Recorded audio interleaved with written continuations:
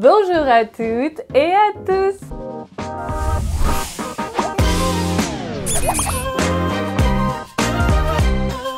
Excusez-moi d'avance pour cette voix un peu nasillarde et peut-être un peu plus grave que d'habitude. Ma gorge est actuellement irritée. Petit rhume des familles, mais c'est pas grave, je voulais absolument sortir cette vidéo. On est le lendemain de la Saint-Valentin. Je me suis dit que peut-être vous aviez fait une soirée vachement sympa hier soir et tout. Vous avez peut-être un peu marqué le coup. La Saint-Valentin, ouais, c'est la fête commerciale et tout. Mais ça permet quand même d'avoir une occasion de se retrouver en couple, de faire un truc un peu exceptionnel. Mais moi aujourd'hui, je voulais vous donner des astuces pour prolonger un petit peu tout ça dans la continuité de l'année et pourquoi pas faire ça tout le temps, c'est-à-dire pimenter sa vie sexuelle pour pas un rond. Je vous parle souvent de produits de sextoy. Il y a pas longtemps, je vous ai parlé du WeVibe Chorus qui coûte quand même 200 €. D'accord, c'est super bien inséré dans sa vie de couple, mais 200 €, c'est un budget qu'on n'a pas tous et toutes. Donc je me suis dit que j'allais vous faire cette vidéo avec plein d'astuces complètement gratuites, 0 €, qui vont vous permettre de raviver un petit peu votre sexualité. Si vous êtes entré un petit peu dans la routine, peut-être vous faites du sexe moins souvent et vous aimeriez en faire plus, mais vous trouvez pas vraiment comment insérer ça dans votre quotidien peut-être chargé, plein de stress, etc. C'est pas facile d'insérer de la sensualité, des moments juste pour nous, du jeu, etc.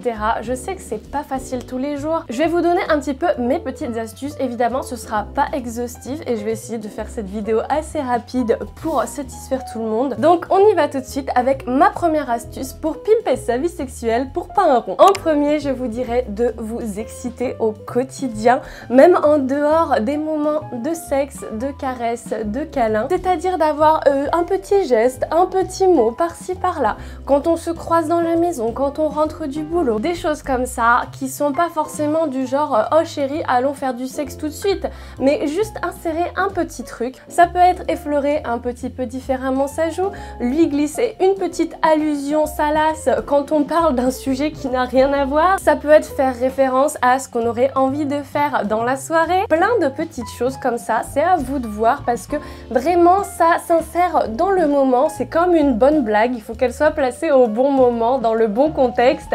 Donc ça, c'est à vous de le sentir. Mais n'hésitez pas à insérer des petites allusions, des petits gestes sexy dans votre quotidien pour préparer petit à petit en addition une excitation grandissante pour le moment fatidique où vous allez vous retrouver au lit ou à faire des câlins autre part dans la maison, peu importe. Ça pourrait faire partie des astuces aussi, même si je l'ai pas noté, mais faire l'amour dans des lieux insolites, c'est un grand classique pour pimenter sa vie sexuelle. Il y en a marre du lit à un moment, on peut faire du sexe sur la machine à laver ou sur le comptoir de la cuisine quand il y a personne à la maison, c'est pas mal. Astuce numéro 2, jouer avec les miroirs. Alors ça, c'est un grand classique, c'est un fantasme, mais c'est vrai que ça marche dans la réalité.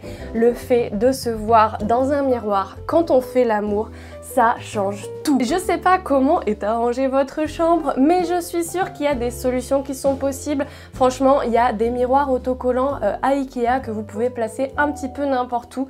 Ça peut être un petit, un grand, peu importe. Juste un miroir qui tient sur un pied, et ben juste le moment d'avoir une partie de sexe un petit peu spéciale, on va pouvoir le mettre au pied de notre lit par exemple et pouvoir se regarder au travers du miroir pendant qu'on fait l'amour. Soit vous regardez vous-même parce que il faut pas se le cacher, c'est aussi excitant de se voir nous. Soit regarder votre partenaire dans les yeux mais au travers du miroir au lieu de directement.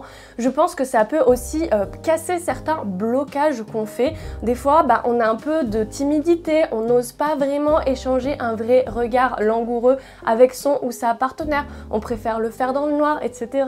Et ben là on peut peut-être avoir une lumière tamisée et se regarder au travers d'un miroir.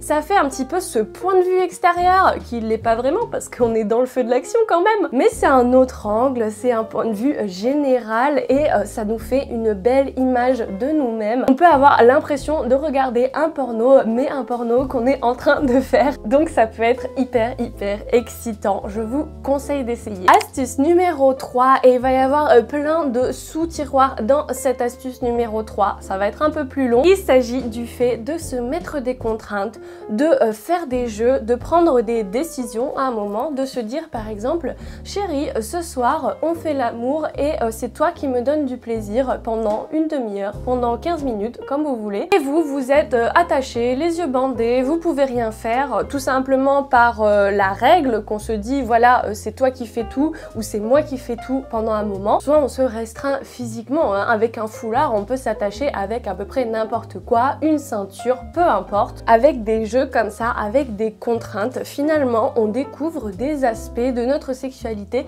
qu'on n'aurait peut-être pas espéré quand on fait du sexe comme ça librement. Moi, je me souviendrai toujours d'une professeure dans ma vie qui m'a dit: la contrainte libère. Et c'est totalement vrai, c'est quand on est libre de tout faire qu'on va peut-être manquer d'idées, et quand on a une règle, une consigne à suivre à la lettre, et ben c'est là qu'on va expérimenter plus loin, plus profondément une partie de notre sexualité. Entre autres, là par exemple dans le petit jeu que je vous décris, c'est beaucoup sur la confiance, parce que c'est très dur de se laisser aller dans sa sexualité. C'est souvent ce que je vous conseille, c'est de lâcher prise pour avoir plus de plaisir. Et ben là, vous êtes obligé. Voilà, c'est la règle de ce soir pendant un temps défini. Tout le plaisir est pour moi, tout le plaisir est pour toi. Peu importe, on peut échanger les rôles après. Et on doit se laisser aller, ne rien faire et vraiment apprécier les sensations. On n'a rien d'autre sur lequel se concentrer. Vous pouvez évidemment inventer 1001 autres contraintes que j'appelle contraintes, mais voilà, une petite règle du jeu. Ça peut être de se faire des caresses de partout, sauf sur les parties génitales.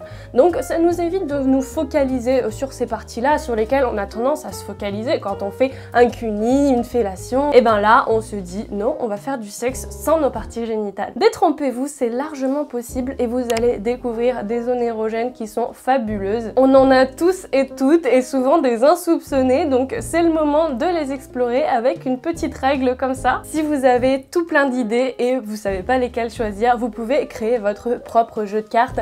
Vous savez que dans les love shops, on a souvent ce genre de petits jeux. Des fois, c'est une boîte en forme de cœur avec des petits rubans dedans, des petits ronds de papier que vous allez pouvoir tirer comme ça avec des gages érotiques. Et ben, vous pouvez tout simplement créer votre jeu parce que finalement, c'est quoi? C'est juste des cartes ou des petits bouts de papier.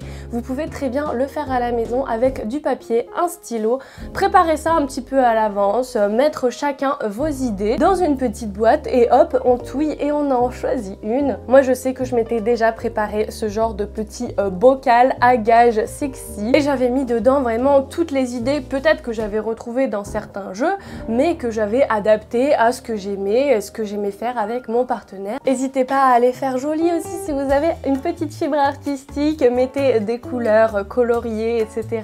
Laissez aller votre imagination, faites-en quelque chose de plaisant. Dans la même veine d'instaurer un jeu sexy avec des règles, on peut également faire des jeux de rôle. Donc de se mettre dans des situations qui sont pas nos situations quotidiennes. Le classique qui marche très bien et que j'aime beaucoup, c'est de se donner rendez-vous dans un bar, d'y aller séparément après le travail par exemple, et de se retrouver et de faire semblant qu'on se connaît pas et du coup de s'offrir un verre mutuellement, des choses comme ça, de se rencontrer et de se draguer de nouveau, de faire comme si c'était notre première rencontre, même si en vrai on se connaît depuis 8 ans, peu importe, on fait semblant sur le moment et on réinvente un jeu entre nous, un jeu de séduction. Vous allez voir que la partie de sexe qui va suivre après sera peut-être beaucoup plus folle que celle que vous avez au quotidien et ça va changer un petit peu de perspective pour les deux partenaires. Et avec ce genre de mise en situation fictive, vous allez pouvoir revenir à la passion du début, peut-être raviver un petit peu le feu de votre amour qu'il y a souvent au tout début des relations ou pour les coups d'un soir, etc. Après, si c'est pas un jeu situationnel, ça peut très bien se baser sur les rôles et là on peut jouer sur les rôles de dominant-dominé, échanger à souhait et expérimenter. Ça peut se rapprocher du BDSM si on se met vraiment en situation de jeu de domination. Les grands classiques, c'est de jouer à l'infirmière, de jouer au docteur avec son patient ou sa patiente, un professeur et son élève, ça peut être n'importe quoi, ce qui vous parle, ce qui vous semble adapté à votre personnalité aussi. Les accessoires et les costumes aident forcément, mais si vous avez rien, vous pouvez toujours improviser avec ce que vous avez à la maison. C'est l'imagination qui compte le plus finalement. Si on n'est pas exactement comme le rôle qu'on veut incarner, c'est pas grave.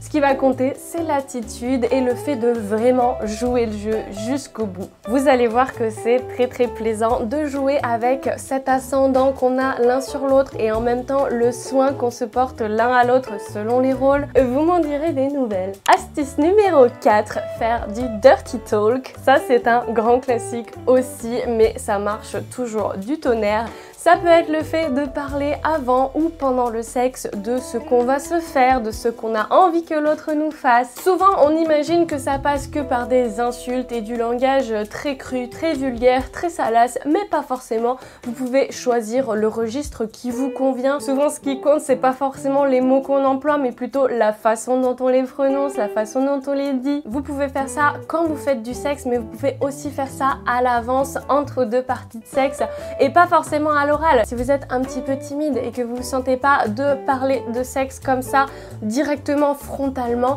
et ben vous pouvez par exemple laisser des petits post-it, des petits bouts de papier dans la maison avec un truc sexy dessus, avec le fait de « oh j'adore te faire ça, j'ai très envie de faire ça ce soir ». Laissez-vous aller, souvent à l'écrit ça marche mieux. Ça peut être aussi par SMS, par message WhatsApp. Maintenant on a tellement de messageries, pourquoi pas dédier une appli de messagerie juste pour ça, quelque chose de secret. Il y a des applis très sécurisées pour ça où les messages vont s'effacer au fur et à mesure. C'est vous qui choisissez, vous n'êtes pas obligé de vous envoyer des nudes, mais si vous voulez vous en envoyer, pourquoi pas, ça fait partie du jeu. On peut penser que c'est un petit peu futile de s'envoyer des nudes alors qu'on voit le corps de notre partenaire toute la journée, depuis des années, mais détrompez-vous, c'est pas du tout la même chose de voir quelque chose en photo, mise en situation un petit peu sexy, où on en dévoile un petit peu mais pas trop. C'est très différent et ça ravive beaucoup de passion, beaucoup d'excitation pour ensuite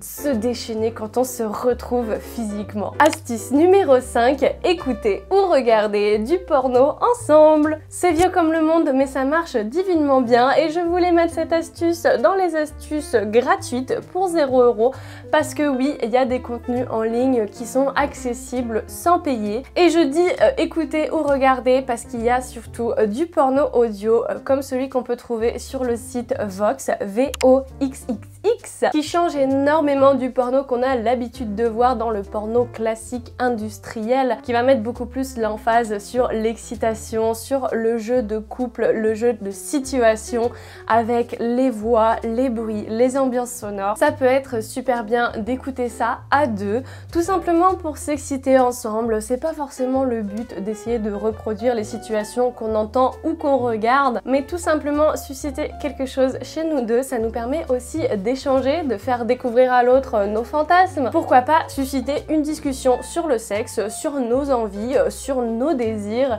sur ce qu'on préfère et ce qu'on aime moins.